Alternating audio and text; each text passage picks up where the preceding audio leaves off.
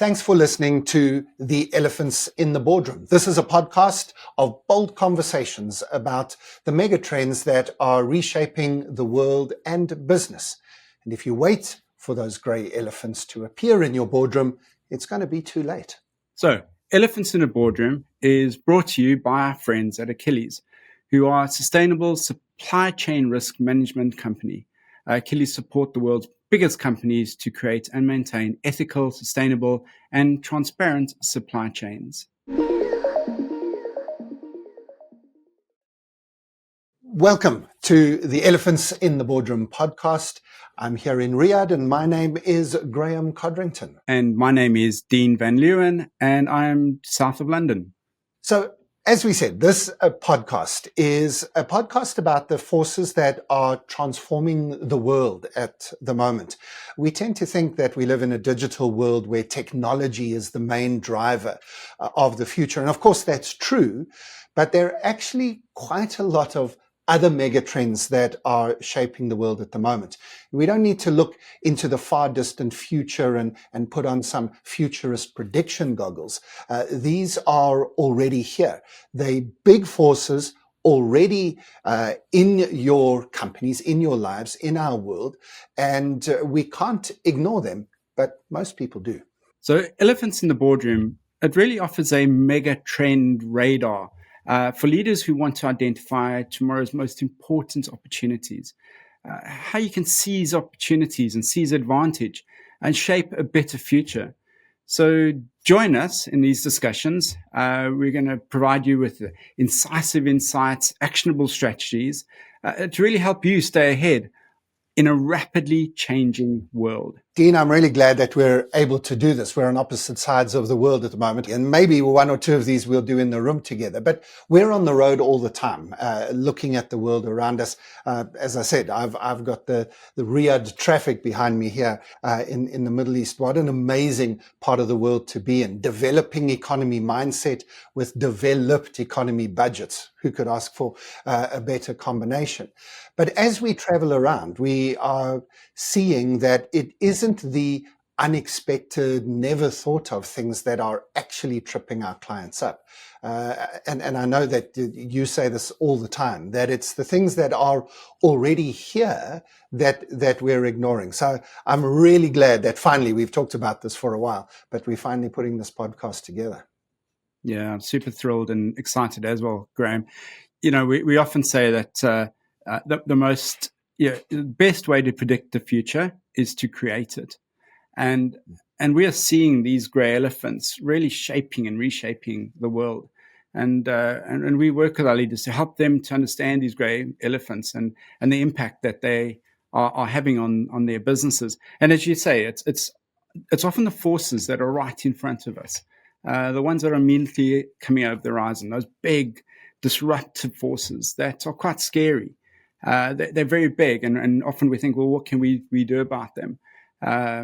But as you said earlier, Graeme, if you wait for grey elephants to appear, it's too late to prepare. Now, Dean, you and I are both of South African origin, so maybe we're a lot more comfortable talking about elephants in the room. It's obviously a phrase in the English language, but in many cultures around the world, there's stories. I think of Rumi's story that's other people have also quoted of a whole lot of people in the darkness trying to work out what this big animal is. And one person feels the tusks and another the tail and another the trunk and another the legs. And they think they're looking at a different animal. And then it ends up they're all talking about an elephant. And whether it's the elephant in the room or the elephant in the darkness, the analogy, the picture here is of something that you shouldn't be ignoring. It's literally taking up massive space, but we do tend to ignore it. So maybe let's help people, Dean. We this is familiar language to us in the work that we do at TomorrowToday Consulting, but help people understand this idea of an elephant in the room and why it's important to look at them at the moment. So, Graeme, COVID-19 is a great example. Pandemics are a great example of an elephant in the room. We define elephants in the room as highly probable, high impact, yet largely ignored forces. And if you think about COVID, it was, highly probable. It had a huge impact, but we'd largely ignored pandemics. Now, what our research is showing is it's not just pandemics. There are a number of these forces of change. Let's call them forces of progress. Every now and again, Peter Drucker said that about every 100 years or so, the world goes through a sharp transformation. And when we can look back over history, we can see these moments when forces of progress collide. And the world that emerges out of that is never the same again. Now, the ancient Greeks had a wonderful term for this. They called it Kairos, these moments of Kairos. And they saw them as rare, opportune moments when the leaders who were tuned, those leaders who really understood and were watching and understanding the forces of change around them, they could seize opportunity to create the future. Now, Graeme, if you think about Putin, if you think about Musk and Trump, I want to put it to you that these are leaders who have identified that this is a Kairos moment. They may not be using that word, but they're recognizing that this is an opportune moment in history to shape and create the future in their own worldview. What do you think? First of all, and this was one of the reasons I wanted to really have these conversations with you. You've taken people in the matter of a minute. You've taken them from the plains of Africa. You've put an elephant in their boardroom. Then you've taken them to ancient Greece, and now we're back in Russia and modern day America again. And that's the kind of whirlwind I think we're going to keep going with, because it's that sort of big picture thinking that brings us to an understanding of where we are in history. We are at a moment of deep structural change. And I agree with you. And I think that those people, as you say, with this concept of Kairos, this concept of being ready to grasp the opportunity when it comes along. You might spend years and years getting yourself ready, but when the time is ripe, if you are ready, you can grab it. If you don't grab it, it's gone. Kairos, am I right, Dean? It was a bird. Yeah, the Greek god, with wings, yeah. Yeah, be there for a moment, voom, disappear again. So absolutely, let's think about understanding what these grey elephants mean. There's 7. We think we see our research shows that there are sort of 7. Let's call them great grey elephants, or just grey elephants, and they are. Let me just run through them, and then we can dig into them a little bit deeper. But there's angry people, aging, angry planet, big squeezes, inequality, intelligent advances, and multipolarity. So those are the 7 big grey elephants. There are other grey elephants. I'm sure you can identify grey elephants in your industry, in your business. Those ones, there's elephants that are sitting in the boardroom, but these are the 7 big ones that are coming together, they're colliding, and they're dramatically changing the world. So, Dean, let's just go through those in a little bit more detail. In this episode, we're going to focus in on the last one on your list, multipolarity, in detail. But seeing as it's the first time we're putting a conversation together, just briefly, you started with angry people, right? That sounds a bit ominous. Well, angry people is a really interesting one, because I think actually it's probably the most powerful of the grey elephants. When people get angry, revolutions happen. It's also a result or an outcome of all of the other grey elephants sort of converging and colliding. And hopefully you'll look at this model and you'll think about how these forces are coming together and use it in a dynamic way, because each of them influence the others. Research is showing, studies are showing, that anger, anxiety, stress, these are all they're at an all-time high. And I think, interestingly, we'll talk a little bit about Trump. We have to talk about Trump this week, don't we? But he understands anger, and he's making people feel great. Anger manifests itself in the workplace. We see anxiety that can impact worker relationships. It can impact productivity. So angry people is a really big force of change in the world. So for me, I think there's a number of levels of anger. So you see anger, as you say, in some countries where people are getting out on the streets, whether it's labor unions or just the civil population going against their government, strikes, protests, even revolutions happening all around the world. And obviously the odd war here and there as well, which probably fits into that category. But then, even in your own life, it isn't just the sort of massive revolutions; it's the culture wars, right? So it's the fact that when you have family occasions, whether it's Thanksgiving or Christmas or Ramadan, whatever it might be, you get a little bit nervous that you get all the family together because everybody's now got these very polarized views, and there's some things you can't even talk about for fear of just causing offense or creating a flashpoint. And then I think just in our lives, people are feeling stressed and stretched and frustrated. Maybe angry is not exactly the right word. We've debated this backwards and forwards, but we can't actually think of a better word because it's more than frustrated. It's more than stressed.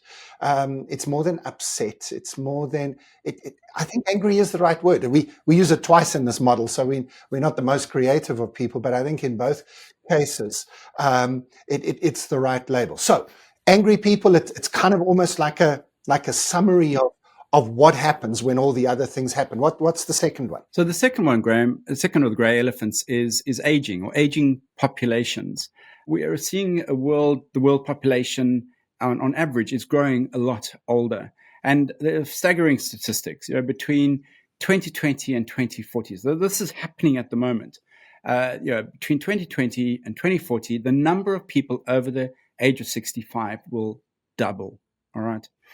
Now, even more incredible is that these grey elephants, they result in things that we've never seen before, we've never experienced. That's why these Kairos moments are so interesting, because they're creating a new world. They're creating things that have never happened before. And for me, the one that really stands out is that by 2050, globally, the global population, there will be more old people, so people over the age of 65, than young people, people under the age of 20. And we've never been here before. We've never lived in a world where there are more old than young people. It's going to change institutions. It's going to change how we work. People, the whole concept, the idea of retirement has to be reimagined, has to even be reinvented. And this is going to make people angry. We're going to have to work longer. A lot of people won't be able to retire when they hit 60 or 65. The age of retirement is going to go up. It's going to stretch and squeeze people's budgets and investments.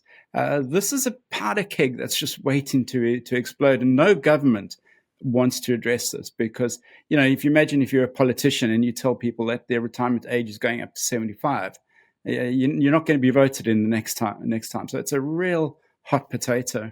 Well, Dean, we don't have to imagine that because that's exactly what Macron did in France last year.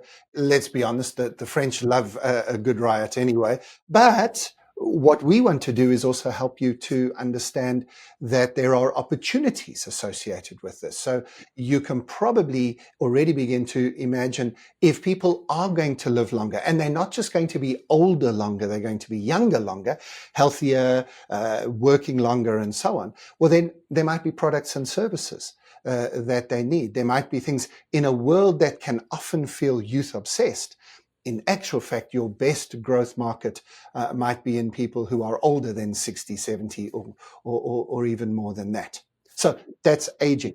The third one, let me pick this one up.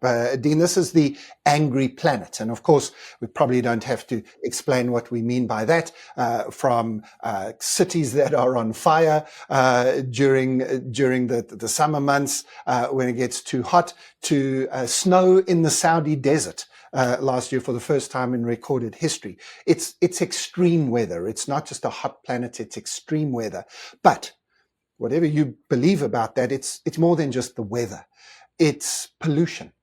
It's the quality of our air and our water, and even the availability of water.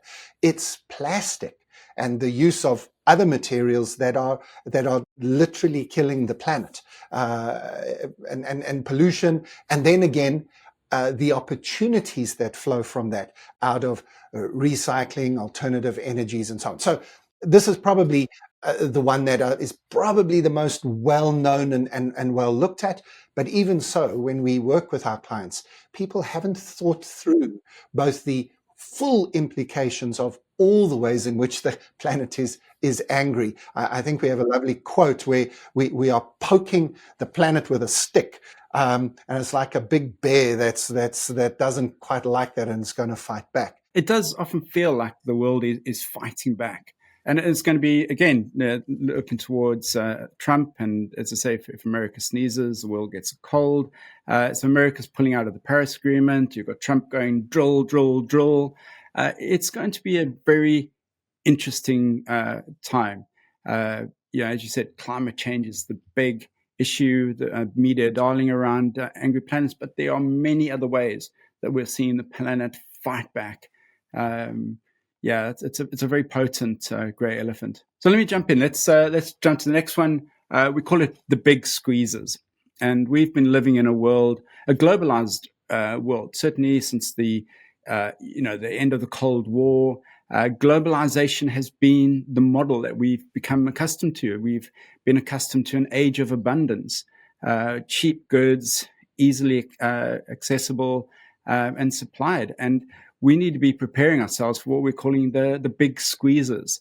We're seeing supply chain squeezes. We're seeing increasing in trade wars, inflation squeezes.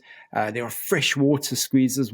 Fresh water is going to become the most important resource. Energy security squeezes, skyrocketing health costs. There's obesity squeezes. This is a really critical, and it's very broad, grey elephant, and it requires that we look at the world very differently. And our partners at Achilles, they're looking at these specifically at this grey elephant, which is really squeezing supply chains and how we get our resources and how we move them around ethically and consider ESG and climate change and those things. I suppose the summary of this one is just it's harder, isn't it?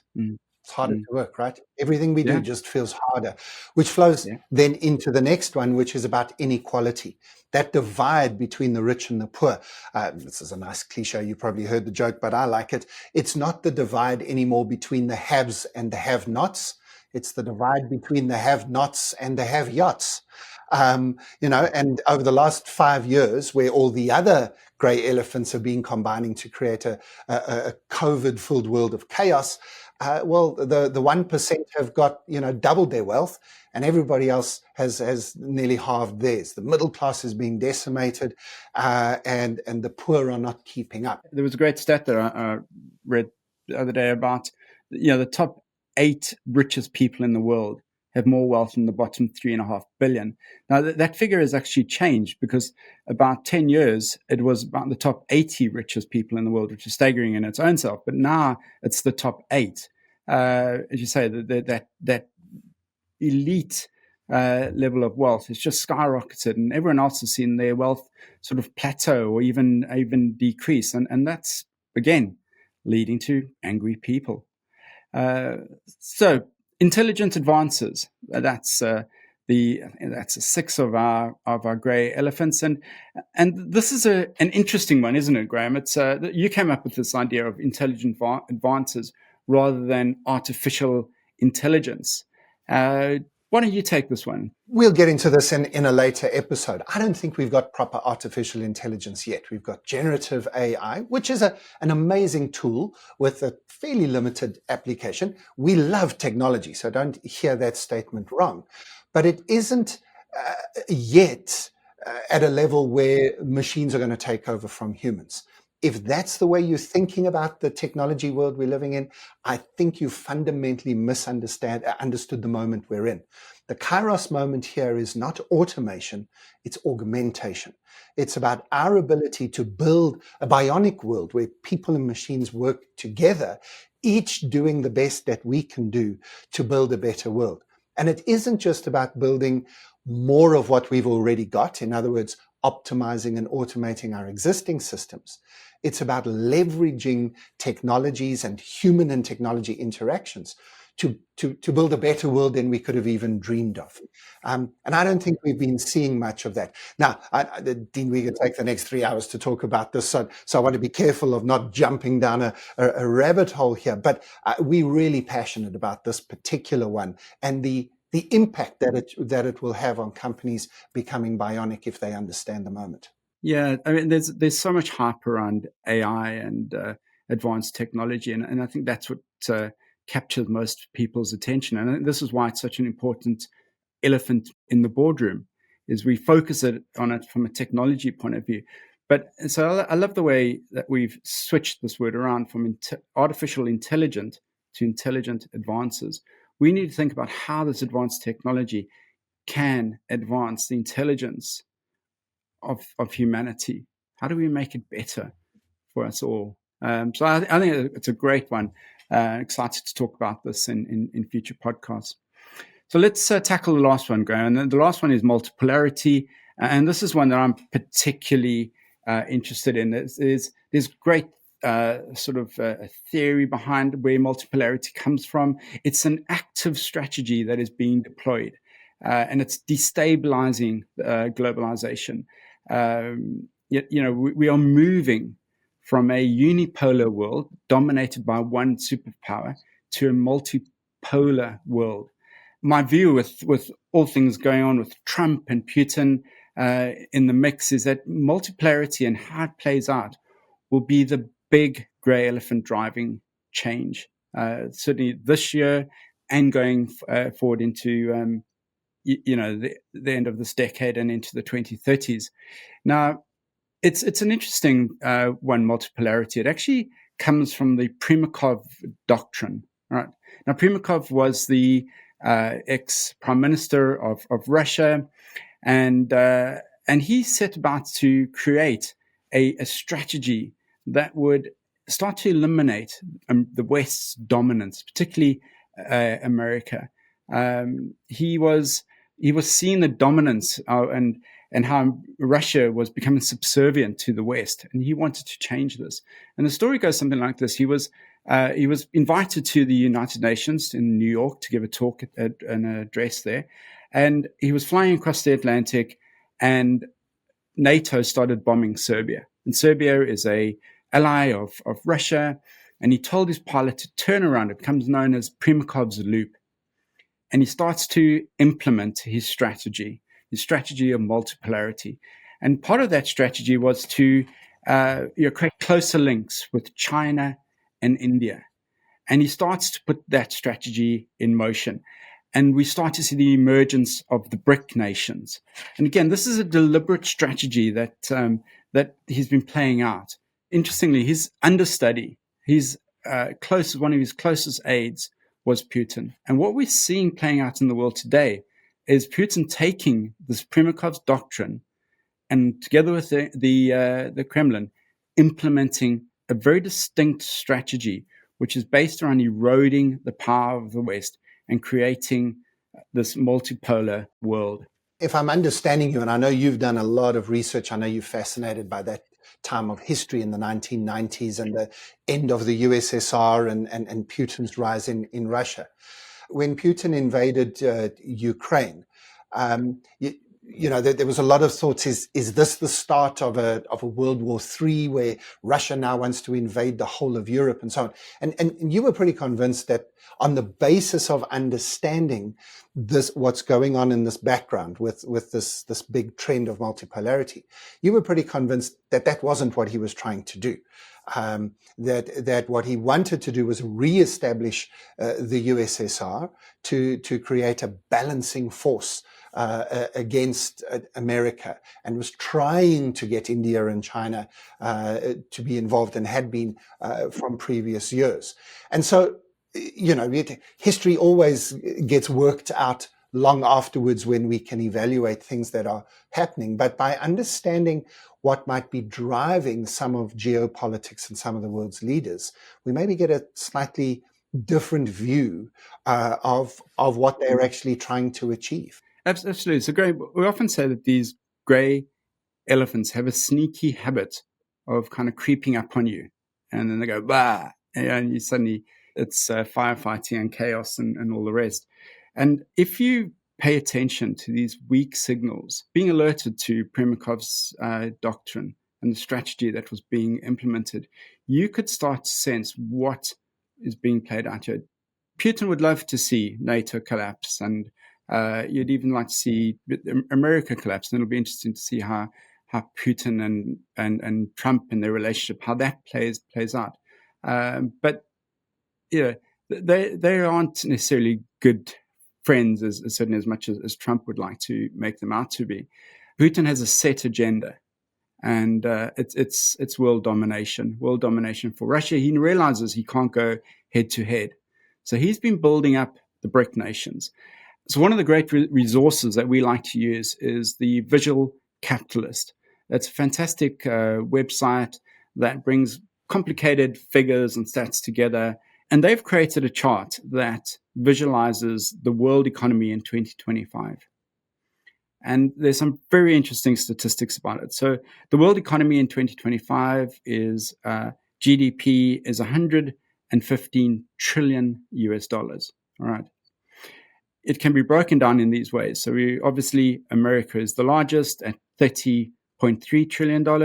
That's followed by China at $19.5 trillion. For those of you who want to see this image, we'll have this in our show notes. Those of you who are watching the video, you can see this on the screen. But Graeme, what are your thoughts when you look at this chart? What do you see? The obvious things, but then also what are the weak signals? What are the things that we are perhaps missing? Well, I'll be honest with you. The first time I had a look at this, I just sort of ticked it off in my head and said, yeah, that looks about right. China keeps growing. America, it is obviously still the big gorilla in the room, even though Putin wouldn't like it to be. Russia's got no chance of dominating the world economy, which is why it needs to partner with some of the others. And I suppose the thing that stood out to me as somebody who's based on the African continent is I'm a little bit sad that Africa's stuck up there in the corner, combined, just almost irrelevant to the world economy. This is supposed to be Africa's century. We've got 75 years left. Hopefully we can do better than that. But what you then pointed out to me, and I think it's a spot on thing, is you then take those BRICS countries, Brazil, Russia, India, China, and South Africa, and you add them together, and they just about reach that 30 trillion of America, right? And so there's this parity now between the BRICS and America, and that hasn't happened before. Yeah, absolutely. And that was the kind of aha moment for me when I looked at this data, was to say, wow, the BRICS are as big as America. We pay a lot of attention to the American economy, but how many of us are paying a huge amount of attention to the BRICS? And remember, this is a strategy that Russia has activated over the last 2 decades, and it's now starting to come to fruition. They're bringing in a number of additional members. We're now talking about the BRICS Plus. When you start to think about the population sizes, if you think of the BRICS, there are 5 times more people living in the BRICS than there are living in the G7 nations. Hugely much bigger populations. They control 43% of oil production. They are a significant geopolitical force in a multipolar world order. And this thing's been slowly creeping up on us. If you look at purchasing power, PPP, purchasing power parity, the BRICS have actually overtaken the G7 nations already. In 2023, they were the same size as the G7. They're now bigger, and that gap is growing. This is, I think, an amazing insight for people. I think depending on what industry you're in as you listen to this and where you position in the world, your default setting might be to look for partnerships or expansion, or look at the markets of the G7 countries, those developed, established economies in Europe and America. But we are seeing in front of us, as you say, the elephant in the room is that the BRICS are moving quickly. And now that BRICS Plus, and in South Africa 2 years ago, and Russia last year at the BRICS summit, there were about 70 additional countries all arriving at those BRICS summits saying, please, please, please, can we be part of this as well? So the BRICS is not going to just be limited to the 5 and then the additional 7 or 8 added last year. It's going to continue growing. And the whole point of us bringing this to your attention is that this has not just happened overnight. This is not just something that's just arrived out of nowhere. It really is literally a 30-year plan that's been in place, started in Russia, but India, China, other countries, very happy to continue to support this. And it is a fundamental shift in global geopolitics, power, economies, and so on. Think of oil production, think of supply chains, and where the world's products are built and routed from and routed through. This is a massive reworking of the global alliances for sure. Yeah, absolutely, Graeme. And it's a strategy that we see Russia and Putin actively implementing through direct military engagement in the Ukraine and other areas, covert operations in the Baltics, and the cutting of communication cables with their Russia and China's dark fleet of ships. We're seeing alliances with non-Western regimes. Recently Iran met in Russia with Putin, and they signed a strategic agreement. This is something that is becoming a huge force of change, and we need to be thinking about the implications for our businesses, for how the world is changing, and a lot of this is being driven by misinformation or disinformation, amplifying the extremist narrative, undermining institutions and trust, fueling public discontent. Dean, I've got a question for you around this. I know you famously on our team were the person who pushed us to make a prediction back in 2016 about Trump becoming president, when nobody thought that was possible. And that was our position, that we thought it was possible on the basis of the radar. We again made that prediction about last year's election. So you've got a little bit of a hold on Trump's mind. I'm fascinated about what you think's going to happen now, because Trump kind of sees himself as Putin's friend. He likes strong men, we know that, and strong men leaders. So he's got a nice affinity with Putin. But on the other hand, the whole issue of multipolarity is that the BRICS nations and Putin in particular doesn't want America to be great again, if you like. So how do you think Trump's going to play out the multipolar agenda? Is he going to be happy that there's a balancing force to America, and then cozy up to the BRICS, or do you think he's going to push back against the BRICS and cause an even bigger divide? I honestly could flip a coin and it could go in each direction. Yeah, I mean, Graeme, I think if we had the answer for that one, we'd be very rich. I think, as we say, we're strong believers that the best way to predict the future is to create it, and we don't know what Trump is going to do. We've played around with scenarios, and we've even said, Trump backs winners, and if he thinks that Russia is the future winner of a global economy and it's not NATO, I wouldn't be surprised in him switching allegiances and becoming a partner with the BRICS. I mean, why not? If we look back over history, there have been multiple times when leaders who have been enemies have changed and become partners with them. So, yeah, it's far-fetched. I don't think Trump's going to want to lay down and let this sort of, if you look at Russia, I think it's $2.2 trillion of GDP. So they're kind of £2 weakling in the corner. But they're punching above their weight and creating a lot of disruption. One of the disruptions they're creating is the misinformation. So if you can't fight face to face, if you can't compete head to head economically, you start messing with this. Now, Dean, I have a surprise for you. You didn't know this was going to happen.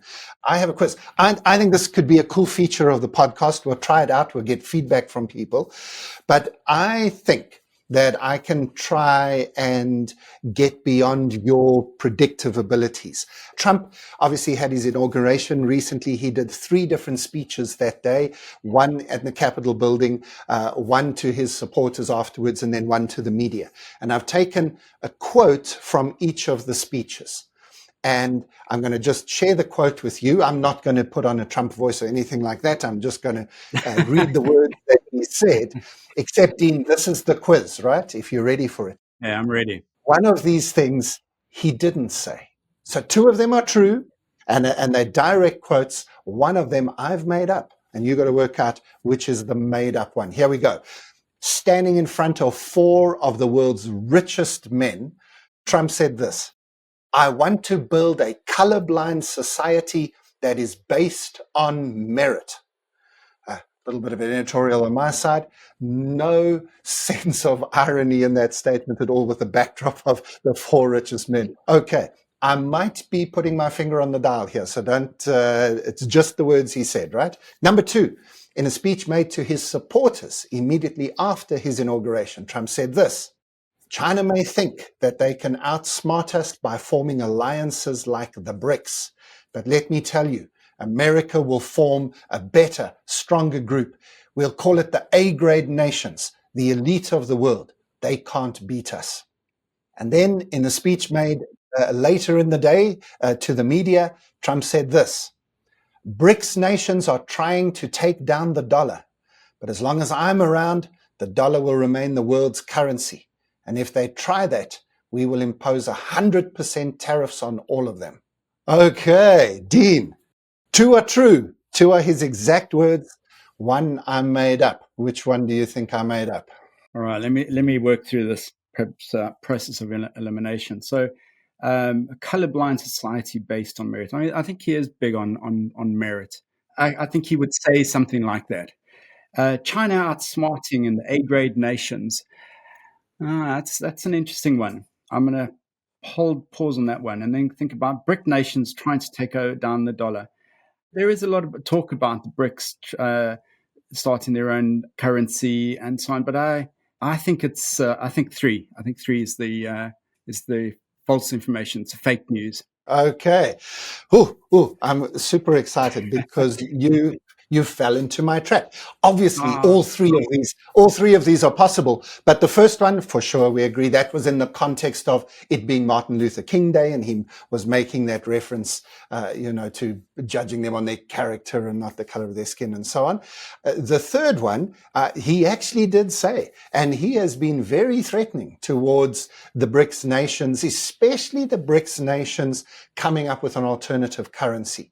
I don't think it's actually, Dean, the BRICS nations he's so worried about as it is them trying to take over the dollar. The BRICS can play and the BRICS can be economic partners. But if they try and come for the dollar, Trump's all about the dollar. The false one was he didn't threaten the BRICS directly with creating another alliance. I don't know what other alliance there would be, because he's getting himself out of all the other alliances, getting out of the World Health Organization, shouting at the UN. So I don't know. It's not beyond him. He may definitely create some kind of alliance. I don't know with who. You'd have to be one of the crackpot dictators of the world, I think, to think that alliance with Trump would be fun, but it would certainly be interesting. Point is, Dean, it's difficult to spot misinformation, isn't it? Absolutely. For those of you who are listening along, if you've got suggestions for some questions that you can send us, either tag Dean or me. You understand how this works. Don't tag both of us, otherwise we see the quiz, right? But send it to one of us and we'll use your quiz to see if we can trap each other next time. Dean, we're going to have to wrap this up at some stage. We could talk all day about these issues, as I'm sure people have noticed. But I hope people get a sense of what we're trying to do with the elephants in the boardroom conversation. We're going to take each of these 7 themes in turn, and we're going to have a look at them and unpack them in detail. We're thrilled that we've partnering with Achilles, the partner company of ours that is focused on looking at supply chain challenges and the regulatory and sustainability issues to do with supply chains. They are impacted. We are all impacted by these geopolitical shifts with multipolarity, by big squeezes and inequality and the angry planet. And all of those things are causing massive changes to the way that the work of the world works. In other words, how we move things around this planet. And Achilles are a great partner to be looking at if you are wanting somebody to help you, to look at not only how do you deal with the challenges, but how do you set your supply chain up in a way that really makes it work. So check out achilles.com for more information, or of course, just send us a note and we can put you in touch with them directly. But Dean, as we finish out, let me hand it back to you to say, so what, right? We can have great fun thinking about these big forces. It can both freak us out and excite us with the threats and the opportunities. But what should somebody who's still with us at the end of this podcast, who's been intrigued and interested by what we've been talking about, so what? What should they do with this information? I hope what people do with this information is that they look at the grey elephants. They create a grey elephant radar for their own personal lives, for their organization, for their business, and they keep track of these grey elephants. They think about, they explore what these grey elephants mean for them.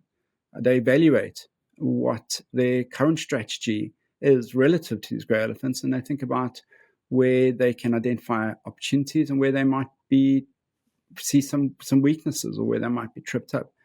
And then they develop strategies that really look at what can they do? How can they use the power of enterprise to really create a better world?